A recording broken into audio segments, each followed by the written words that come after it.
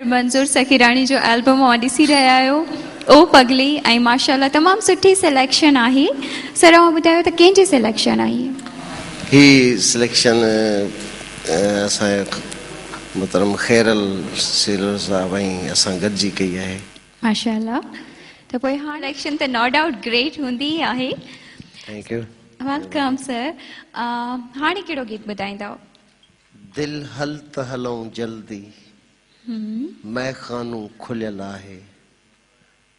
जी viewers, song आहे दिल हल त हलूं जल्दी मैखानो खुलियल आहे। ऐं मां मूंखे ॿुधाईंदी हलां त कशिश टीवी ते शहनशाह प्रोडक्शन जे तरफ़ां अवां सर मंजूर सखीरानी जो एल्बम ॾिसी रहिया आहियो ओ पगली।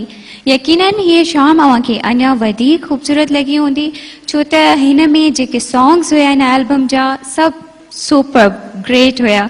ऐं हाणे मां अवां सभिनि खां इजाज़त चाहींदमि, छो त हाणे हिन प्रोग्राम जो आख़िरी गीत सर अव्हांखे ॿुधाईंदा, इन करे मां चाहियां थी त मां रुकावट न थियां ऐं तव्हां हिन गीत खे अञा वधीक एंजॉय कयो। सो पंहिंजी होस्ट रुबीना शरीफ, कशिश टीवी ऐं शहनशाह प्रोडक्शन जी पूरी टीम ऐं सर खे त असां इजाज़त लाइ फ़िलहाल कोन चवंदासीं, इन करे हिते आहिनि।